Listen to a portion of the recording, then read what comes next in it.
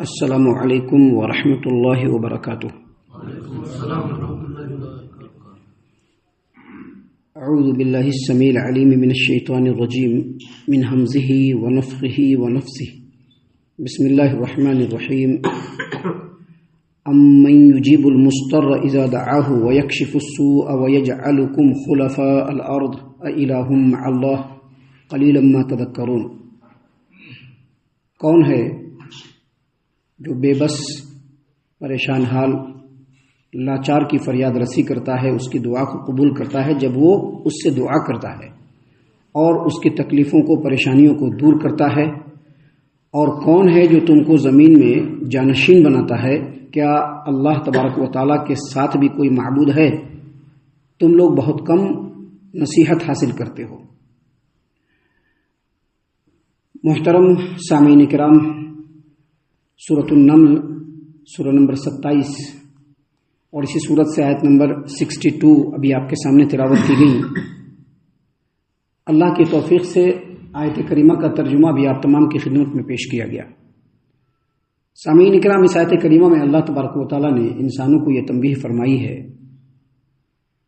اپنے بندوں کو یہ نصیحت کی ہے، یہ رہنمائی کی ہے کہ اگر آپ مشکل حالات میں ہو تو صرف اللہ تبارک و تعالیٰ کو پکاریں۔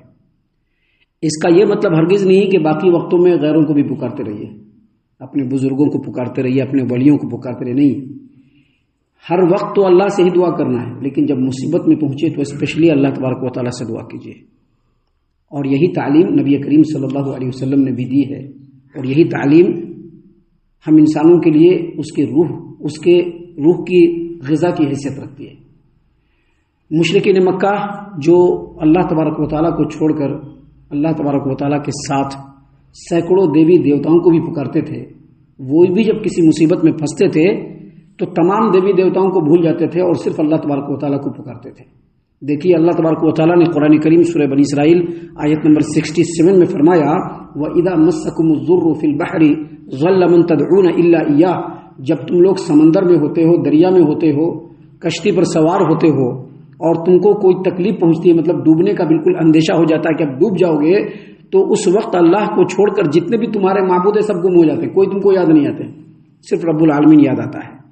قرآن کریم سورۃ النحل آیت نمبر 53 میں اللہ نے فرمایا، وَإِذَا مَسَّكُمُ الضُّرُّ فِي الْبَحْرِ وَإِذَا مَسَّكُمُ الضُّرُّ فَإِلَيْهِ تَجْأَرُونَ۔ جب تم کو کوئی تکلیف پہنچتی ہے تو تم اللہ کی طرف رجوع کرنا شروع کر دیتے ہو۔ اس کا مطلب کیا ہے کہ جب آدمی پریشانی میں ہو، مصیبت میں ہو، کیونکہ پکارتا آدمی عام طور پر پریشانی میں ہے، اچھے حالات میں تو اس کو کچھ بھی یاد نہیں رہتا ہے، نہ اللہ یاد رہتا ہے، نہ لوگوں کی اچھائیاں یاد رہتی ہے، کچھ بھی یاد نہیں ہوتا ہے۔ لوگوں کی اچھائیاں کبھی آتی ہے جب برے وقت میں آتے ہیں تب، اور اللہ بھی کبھی آتا ہے جب برے وقت میں آتے ہیں تب۔ تو اللہ تبارک و تعالیٰ نے یہاں پر اصل میں اس بات کو واضح کیا ہے کہ تمہاری جو دعائیں ہیں اس کو صرف اللہ ہی قبول کرتا ہے۔ اللہ کے علاوہ تم کسی کو بھی پکار لو، تمہاری فریاد رسی نہیں کر سکتا۔ اللہ کو چھوڑ کر کے تم کسی کو بھی پکار لو، اس سے دعا مانگ لو، کوئی بھی تمہاری دعا کو قبول نہیں کر سکتا۔ اللہ نے فرمایا، امن یجیب المضطر اذا دعاہ۔ مجبور و بے بس پریشان حال آدمی جب پریشانی میں گرفتار ہوتا ہے، پریشانی میں مبتلا ہوتا ہے، اور ایسے وقت میں جب وہ پکارتا ہے تو کون ہے جو اس کی پکار کو سننے والا ہے؟ اس کا مطلب ہے کہ صرف اللہ تبارک و تعالیٰ۔ آگے فرمایا، وَيَكْشِفُ السُّوءَ، اور اس کی پریشانی کو بھی دور کرتا ہے، وہ کون ہے؟ یعنی پوچھا جا رہا ہے لیکن اس کا جواب یہی ہے کہ اللہ کے علاوہ کوئی نہیں۔ دیکھیے ایک حدیث ہے جس کو امام احمد نے اپنی مسند کے اندر جابر بن سلیم الحجیمی رضی اللہ عنہ سے روایت کیا۔ وہ کہتے ہیں کہ میں نے نبی کریم صلی اللہ علیہ وسلم سے عرض کیا، آپ صلی اللہ علیہ وسلم سے پوچھا کہ اللہ کے رسول صلی اللہ علیہ وسلم آپ کس کی دعوت دیتے ہیں، کس کی طرف دعوت دیتے ہیں؟ تو نبی کریم صلی اللہ علیہ وسلم نے جواب میں فرمایا کہ میں اس اللہ وحدہ لا شریک کی طرف دعوت دیتا ہوں کہ اگر تم کو کوئی تکلیف پہنچے اور تم اس کو پکارو تو وہ تمہاری تکلیف کو دور کر دے گا۔ تم جنگل میں رہو اور تمہاری سواری جنگل میں گم ہو جائے اور تم اللہ تبارک و تعالیٰ کو پکارو، صدق دل سے پکارو، اللہ تبارک و تعالیٰ تمہاری سواری کو تم سے ملا دے گا۔ تم تحت سالی میں پڑ جاؤ، تمہارے علاقے میں سوکھا پڑ جائے اور تم اس مالک کو پکارو میں اس کی طرف تم کو بلاتا ہوں. تمہارے سوکھے پن کو دور کر دے گا اور تمہارے پورے علاقے کو سرسبز و شاداب اور ہرا بھرا کر دے گا اور تم کو غلوں سے نواز دے گا. کہا جابر بن سلیم الحجمی رضی اللہ عنہ نے کہ کچھ نصیحت کیجیے. تو نبی کریم صلی اللہ علیہ وسلم نے فرمایا کہ چاہے کوئی بھی نیکی ہو، نیکی کرنے میں کوتاہی مت کرنا. اگر اپنے بھائی سے ہنستے ہوئے ملنا ہے اور اس سے نیکی ملے گی تو وہ کام بھی کرنا. کوئی ضرورت مند ہے جس کے پانی پینے کا برتن اور اس میں ڈول سے پانی ڈالنا ہے تو اس کو بھی چھوٹی نیکی مت سمجھنا، وہ نیکی بھی کر گزرنا.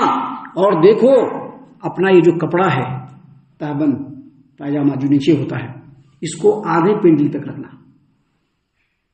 کیونکہ آج کل تو فیشن ہے بڑا ہو کہ چھوٹا ہو پائجامہ رہے گا یہاں تک. ہر آدمی کا ہے. اس حمام میں سبھی ننگے ہیں، بڑا بھی ہے چھوٹا بھی ہے. کیوں؟ اس کی وجہ بس یہ ہے کہ تکبر ہے، یہ گھمنڈ. اس کو گھمنڈ کہا جاتا ہے. اس کو لوگ سمجھتے ہیں کہ یہ فیشن ہے، اس کو لے کے سمجھتے ہیں خوبصورتی ہے، اس کو لے کے سمجھتے ہیں کہ اچھا لگتا ہے، لیکن نہیں، یہ گھمنڈ ہے. کیوں گھمنڈ ہے؟ کیونکہ وہ جانتے ہیں کہ وہ جرم کر رہے ہیں، گناہ کر رہے ہیں. وہ جانتے ہیں کہ اللہ کی نافرمانی کر رہے ہیں، پھر بھی وہی کام کر رہے ہیں. اس کا مطلب یہ گھمنڈ ہے. تو نبی کریم صلی اللہ علیہ وسلم نے جابر بن سلیم الحجمی رضی اللہ عنہ کو کہا کہ اپنی تہبند کو، اپنے نیچے والے کپڑے کو نصف پنڈلی پر رکھنا، اور اگر نصف پنڈلی پر نہ رکھ سکو تو اپنے ٹخنے سے اوپر رکھنا، کیونکہ ٹخنے سے نیچے جو ازار جاتا ہے وہ تکبر اور گھمنڈ ہے اور اللہ تبارک و تعالیٰ اس کو پسند نہیں فرماتا ہے. تو یہاں پر اس حدیث سے جو بات بتلانا مقصود ہے وہ یہ کہ نبی کریم صلی اللہ علیہ وسلم نے فرمایا کہ میں لوگوں کو اس اللہ کی طرف دعوت دیتا ہوں کہ اگر انسان پریشانی میں ہو اور رب العالمین کو پکارے تو اللہ تعالیٰ اس کی دعا کو ضرور قبول کرتا ہے اور اس کی پریشانیوں کو دور کر دیتا ہے. اس سلسلے میں ایک اور واقعہ ہے جس کو امام ابن عساکر رحمۃ اللہ علیہ نے اپنی کتاب تاریخ الدمشق الکبیر کے اندر روایت کیا ہے، اور اس میں فاطمہ بنت حسن ام احمد العجلیہ ان کے حالات میں بیان کیا ہے کہ ایک جنگ میں کافروں نے مسلمانوں کو شکست دے دیا. اب اس میں ایک مسلمان آدمی تھا، اللہ والا تھا، بڑا ہی نیک بخت تھا. وہ اس کا گھوڑا اپنے گھوڑے پر سوار ہوا اور جب مسلمانوں کو شکست ملی تو وہ بھاگنے لگے. سب لوگ تو یہ بھی بھاگنے لگے. اب جو یہ بھاگنے لگے تو ان کا گھوڑا اڑ گیا، ان کا گھوڑا بھاگ ہی نہیں رہا ہے. بھگا رہے بھاگ نہیں رہا، پیچھے دشمن ہے. کہا کہ اسی دن کے لیے تو تم کو تیار کر کے رکھا تھا، ابھی کیوں نہیں بھاگ رہا؟ اللہ نے گھوڑے کو قوت گویائی دے دی. گھوڑا نے کہا کہ آپ میرا کھانا چارہ وغیرہ جو ہے جو نگرانی کرنے والے ہیں اس کے سپرد کر دیتے ہیں اور وہ مجھ پر ظلم کرتا ہے، مجھ کو کھانا پینا نہیں دیتا ہے، تو میں کیوں بھاگوں؟ کہا کہ میں اللہ تبارک و تعالیٰ کو گواہ بنا کر کے عہد لیتا ہوں کہ آج کے بعد سے تمہارے کھانے کی پوری ذمہ داری میری رہے گی، میں تم کو کھلاؤں گا پلاؤں گا. وہ جو گھوڑا بولا تھا وہ قوت گویائی اللہ نے دیا اس کو. وہ بولا اور اس آدمی نے عہد کیا. جب یہ آدمی اپنے مقام پر واپس آیا تو اس نے اپنے عہد کو نبھانا شروع کیا اور گھوڑے کو اپنے ہاتھ سے کھلانے لگا. لیکن یہ واقعہ پورے علاقے میں پھیلنا شروع ہو گیا کہ فلاں آدمی ہے، اس کا گھوڑا ایسے ہو گیا تھا. وہ گھوڑا آدمی کی طرح سے بات کرنے لگا اور پھر وہ گھوڑا اپنے مالک کا جان بچا کر کے لے آیا، مالک کی جان بچا کر کے لے آیا. لوگوں میں مشہور ہونا شروع ہوا تو مشہور ہونے کی وجہ سے سارے لوگ اس کے پاس آنے لگے اور اس کے منہ سے وہ قصہ سننا شروع کر دیے.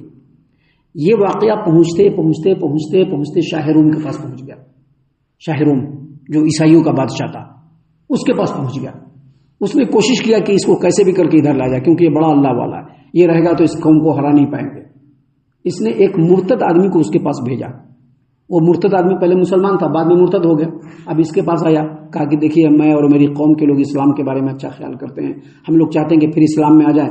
ایسے بات چیت بڑھانا شروع کیا، ملنا جلنا شروع کیا، دوستی بڑھانا شروع کیا. دوستی بڑھاتے بڑھاتے بڑھاتے بڑھاتے جب اس کو پورا شیشے میں اتار لیا تو کہا کہ چلتے گھومنے کے لیے.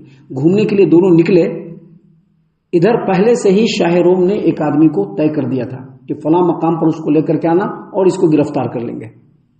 جب یہ آدمی اس کو لے کر کے چلا اور اس مقام پر پہنچا تو دونوں سامنے آ گئے اور دونوں نے اس کو گرفتار کر لیا. جب گرفتار کیا تو اسی وقت اس بوڑھے اس مسلمان آدمی نے اللہ کی طرف ایسے نگاہ اٹھایا اور اپنے ہاتھ کو اٹھایا اور کہا کہ اللہ تیرے نام پر دھوکہ دے کر کے یہ مجھ کو لایا ہے، کیسے بھی کر کے تو مجھ کو اس سے بچا لے.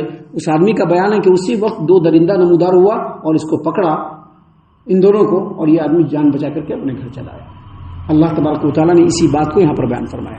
امن یجیب المضطر اذا دعاہ، کون ہے کون ہے کہ جب وہ پریشان ہوتا ہے، جب آدمی پریشان ہوتا ہے، بے بس ہوتا ہے، لاچار ہوتا ہے اور اس کو پکارتا ہے تو اس کی پکار کو سنتا ہے، اس کی دعا کو قبول کرتا ہے، اس کی فریاد رسی کرتا ہے، وہ یکشف السوء اور اس کی پریشانی کو دور کرتا ہے. کون ہے؟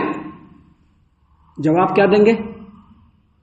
اللہ. اللہ کے علاوہ کوئی نہیں ہے، کوئی نہیں ہے.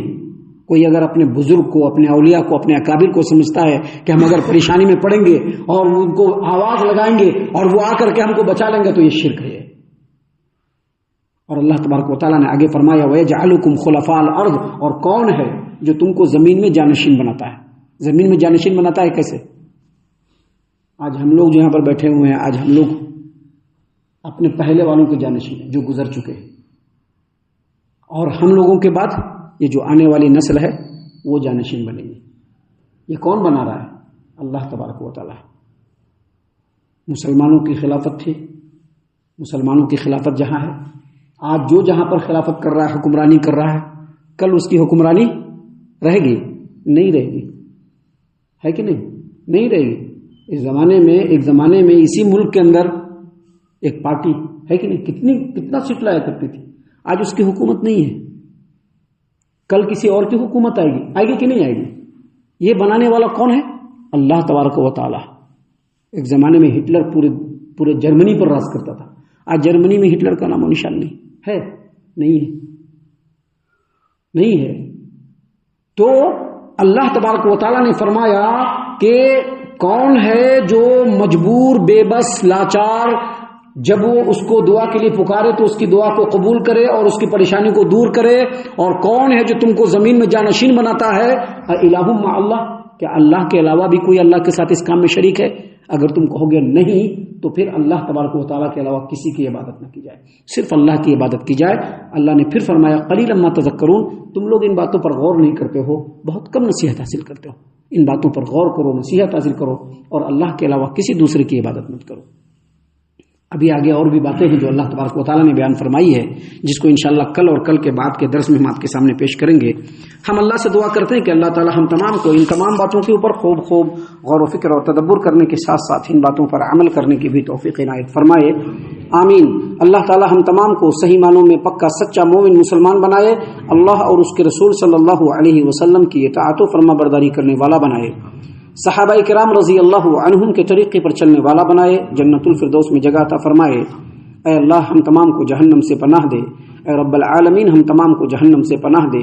اے مالک الملک ہم تمام کو جہنم سے پناہ دے. آمین یا رب العالمین. وما علینا الا البلاغ المبین. تبارك الذي نزل الفرقان على عبده ليكون للعالمين نذيرا.